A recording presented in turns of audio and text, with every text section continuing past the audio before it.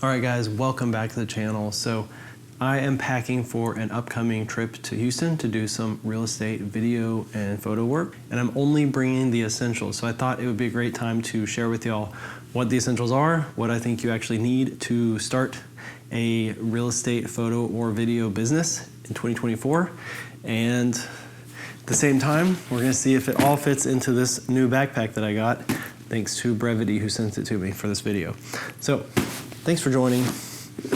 Now let's get into it.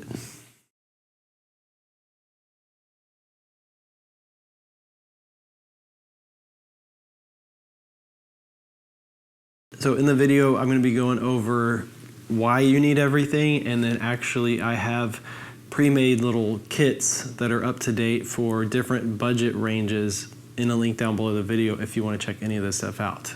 So number one is a camera body, and this is what I have. I actually only use this for photography. I use my C70 for video, but I thought that'd be kind of irrelevant for a video for most people.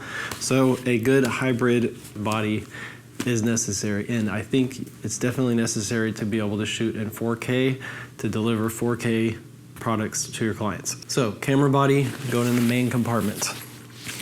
Cool thing about this backpack is that it actually has really great dividers. They're nice and soft. Pretty much any camera is going to be good enough photography wise to do real estate. As long as it's like 20 megapixels plus, you're going to be fine, especially if you're doing HDR photography. So we got that. For video specs, you really want to have log footage as a capability. That way you get more dynamic range, and 10-bit log is really what you want. So, dynamic range, better colors, better editability. So, the essential lens that you need for photo and video if you're getting started out. This is a 16-35, so super versatile. You can get the really wide real estate classic shots. You can get 24 millimeters, you can get 35 millimeters for some portraits, or if you're filming people on camera, that looks really good. I've got the 2.8. To get started, you don't need the 2.8, especially if you're just doing photography. F4 is more than enough for any real estate photography out there. So I'm actually going to try out a cool feature on this backpack and set this camera up stored with the lens on it.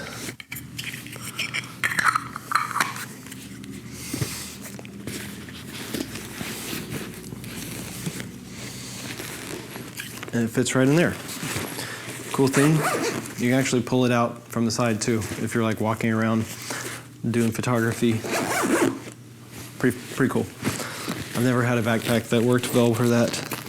So really that's the only lens range that I would recommend if you're just getting started out, just because it's so versatile and it's gonna last you as an investment the longest. But if we're gonna get more technical, this is what I take. So I also always take a 50 millimeter with me. So this is just a Canon 50 millimeter 1.2 lens. They are around $700 used now because it's a pretty old lens. If you're going EF, not too bad compared to the great quality that you can get with it. Also this is my go-to lens for portraits. So especially if you're doing real estate industry stuff long-term, it's a really good investment. Also, while we're talking about lenses, the filter that's on this is my circular polarizer filter, which I think is pretty necessary for real estate, photo or video. So for photos, you can use it to cut down glare on like shiny surfaces, countertops, wood floors, exteriors of houses. You can bring back details and color and saturation in plants and on houses like the front or the roof where light is hitting it. So it is extremely, extremely beneficial for getting the most control out of your image. And for video, the main thing that I use it for is you can twist it a little bit and make the sky a lot bluer usually. So that's really cool. So the next thing that's pretty much an essential if you are doing photo or video for real estate is a drone. So I did a video recently about a legal workflow. If you don't know anything about that, go check out that video. I'll link it down below this one. But basically, a drone It's pretty necessary for properties, for communities, for city areas, for whatever, roof inspections. So that is going in straight right there. I've just got the Mavic 2 Pro still. It'd be nice to have a smaller drone, but this one's really great image quality wise. So I don't see a reason to upgrade it unless I needed something that shot vertically native. So along with the drone, 2 batteries, always fully charged at the start of the day. Controller also going in there. What else? I've got drone filters, same thing as for the normal camera, polarized, but also ND filters built in. So I'll talk about that in just a second when we talk about video. But I'm gonna load these up right here. And I've also got extra propellers. These are the low noise propellers by DJI, and I have noticed that they actually do make a pretty big difference. So for real estate, that's pretty handy because the less neighbors that hear you and are annoyed by you being there, the better. Okay, so obviously we got charger for that, charger for the camera. I'm gonna put those in the top probably, but this backpack is doing a really good job. Got my camera strap. You know, it's just nice to have the option if you want to use one. Now let's talk about video a little bit. So for videography, you want a variable ND filter. So I have 2 options for that. I have this EF to RF adapter that has one built in. So you can just have this behind your lens, so it fits with any lens that you're using on it, which is really great. If you don't know what this is, basically it is just one other way that you can add to control your brightness, your exposure on your videos. So instead of having to change all your camera settings and make things look different for video, you can use that and just instantly darken it really, really simply. So the other option, alternatively, is this one, which just goes on the front of your lens and it does the same thing. So you twist it and it gets brighter or darker. So you mostly just need that for exteriors or if you're doing really bright interiors to get control over your settings. And by the way, if you are just starting out, which you probably might be if you're watching this video, I have courses that cover all this stuff way more in depth. So if you're interested in learning that way, I'll link those down below the video, and they're very affordable, so feel free to check that out if you want to. No pressure, obviously. I have tons of videos on my YouTube channel covering a lot of the same stuff already too. So it's up to you, whatever way you learn best, and if you want to support the channel by buying one of the courses, then that's always appreciated. I'm actually just gonna go ahead and put this on my 50mm lens because that's where I mostly use it. And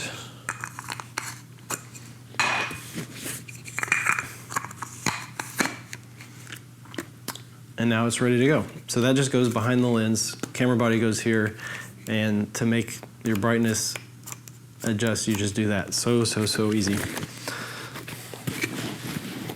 One of the reasons I haven't upgraded to RF lenses, even though they're really, really good, really, really sharp, having convenience like this and cheaper lenses, it's worth it for me. Okay, so these are just the cases for my filters. So I have a circular polarizer and a mist filter, which I'm using right now on this camera. Basically, I like to use that if I'm filming cinematic stuff or doing pictures of people where I want it to look a little bit more soft and have the highlights be kind of bloomed. If that makes sense to you, basically, you make a little bit more of a soft and pleasing image. So for filming or photographing people for real estate or doing videos, it just gives it a little bit of a softer and more cinematic look. So I like that, but that's not essential. The circular polarizer is essential. So these I'm just gonna put in here because they fit right there with the camera. And while we're at it, another essential that you don't need, but it's very, very, very handy a lot of times, and and I actually get this question a lot on YouTube, is since these have white duct tape on them, you can use them for your white balance. So usually when you're editing, you can use your eyedropper tool to select something that's white, like a ceiling or a light switch or something normally. But if there's not something like that in a room, or it's dark or just like tons of colors, you can just pop this somewhere in the room because it's neutral and it has white on it, and that can act as your gray card white balance solution. So probably better to have the more professional version, which is a solid white piece of paper card or a gray card, because that's a little bit more accurate probably, but that works pretty well in a pinch. Okay, so filters in. Next we've got memory cards. So I've just got this little divider. It'd be better to have like a waterproof one, but this is just the one I've had for a long time. So as memory cards fill up throughout the day, I just put them in the full slot or get a new one. So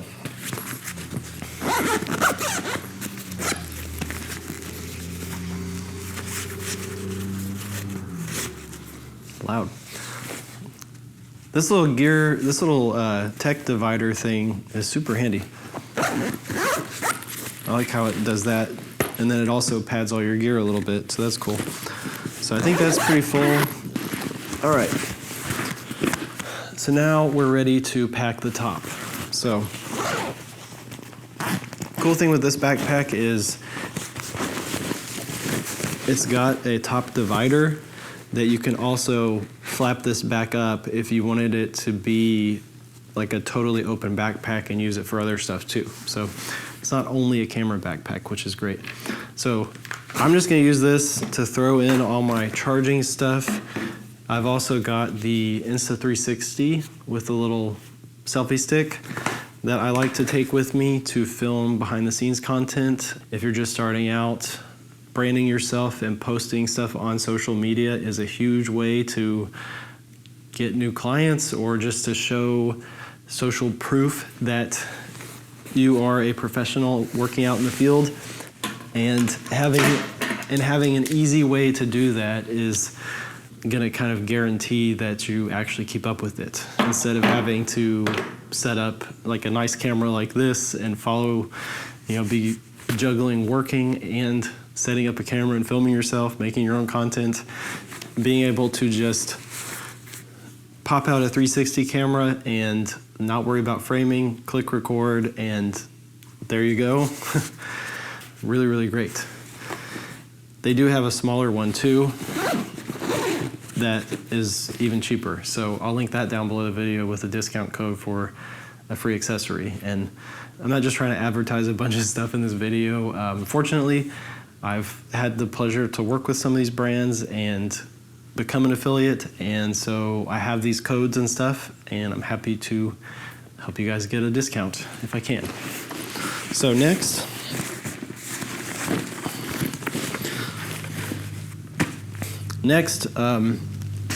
we've got this little pocket right here, which is normally for traveling. So if you are traveling, you can use this pocket for your passport to keep it behind your back so that nobody can pickpocket you basically and steal it without you noticing. But I'm going to use it for an air tag, which I think is definitely an essential for camera bags.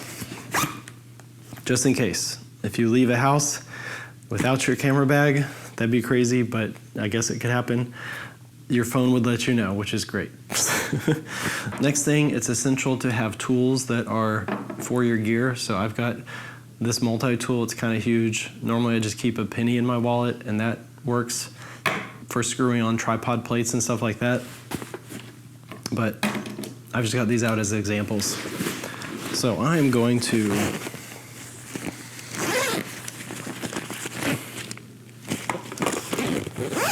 throw those in there. And next is a tripod, which is essential for photography and videography both. If you're doing video and you want to do a time lapse, guess what? You gotta have a tripod. If you're doing photos and you want them to be HDR, once again, you need a tripod. I really like using this one because it's carbon fiber, so it's super light. My old one that I'm using on this camera is the Manfrotto 190X, and it's great, but carrying that thing around all day, up and downstairs doing listings is kind of exhausting, especially if you're a smaller person. So that looks good. If you had the Peak Design one, it would definitely fit in there and not be sticking out at all. So you could obviously take a water bottle. That's why I've got this out. Always be hydrated, always have something where you can just fill it up at the houses instead of having to always buy water bottles. Wasteful. And I'm gonna set this up differently actually, just to show off this feature, because I haven't tried it yet. So this backpack actually has tripod mount on the bottom, which is really neat. So you could use this if you're traveling to put like a jacket down there or something, like camping people do.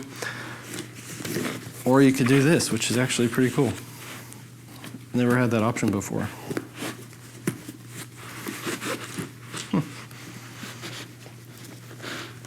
That might be better.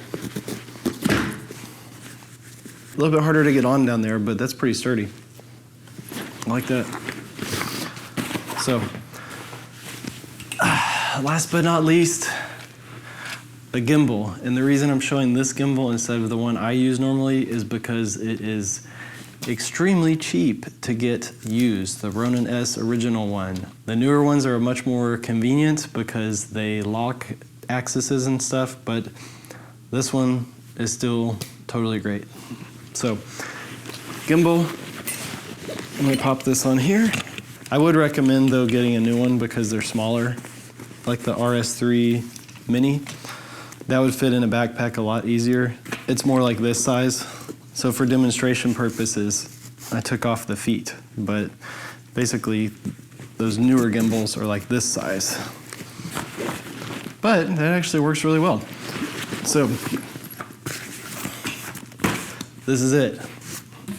I didn't use one of these because I didn't need to, but we got everything loaded up. I can easily just pull out the camera like that if I wanted to, stop on the side of the road and get some community shots or something, and put it right up. So that's the essential stuff that you need for starting a real estate photo video business. And this will get you set up to shoot HDR photography, probably natural light. I'm a big fan of shooting with lights off. You're gonna be able to do real estate, you're gonna be able to do architecture, you're gonna be able to do portraits really well, you're gonna be able to do video really well. Ideally, I would have like an R6 Mark II or something instead of the EOS R so that it would have 4K video. That's 10-bit.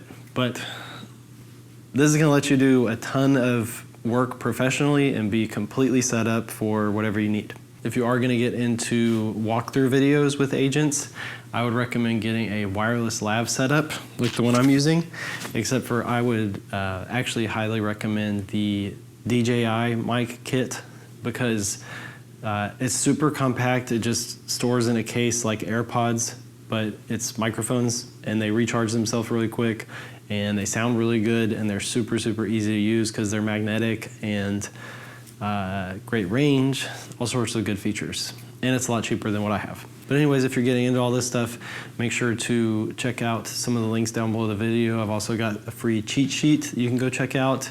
I've got courses if you want help learning this stuff a lot more in depth. And I've also got tons of videos on the YouTube channel too. And shout out once again to Brevity for sending me this backpack. It is super nice. A quick highlight on the company. So there's actually 3 brothers that started the company, and basically their goal was just to make obviously really good backpacks. But I have a brother, so I think that's cool. They have a mission to do things sustainably. They use really high quality materials, and I'm really picky about my backpacks, but this material is great. It's water resistant. It has great zippers. The laptop compartment that I didn't even mention right here can hold up to a 16-inch MacBook Pro easily. I put my 14-inch one in it, and it had like this much extra room. And it's actually water resistant. It's got a water resistant zipper, so if you're going around a city doing photography in the rain or something, it should be fine. And yeah, it's just super versatile. It's also got the luggage, this thing that can go on luggage, so that's really handy. And actually, even with all this stuff on it, it is comfortable. So it's like about 25 pounds right now with everything attached, and these straps are actually padded enough and supportive enough and ergonomic enough to where it actually feels totally comfortable compared to a lot of other backpacks I've used.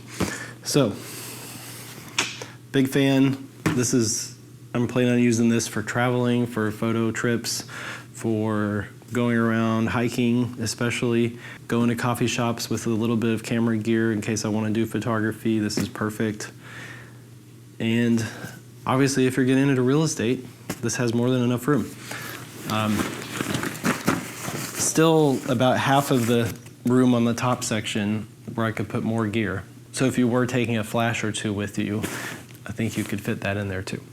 I actually tried it out, and I have B-roll of this, but my C70 plus a 16-35 lens fits in this pocket, ready to go. So plan on using this for walking around, filming documentary kind of work too. Just because it's very inconspicuous and it can hold all the stuff I need and it's comfortable. Anyways, if you got any questions, leave them in the comments, and if you want to connect with other people about this besides me, I have a Discord community that you're welcome to join. Basically, it's just a positive environment where we're sharing our work, sharing constructive criticism of our work so we can all get better and connecting. It's great. So anyways, I hope this video was helpful for you, and I look forward to seeing you in the next one. Peace.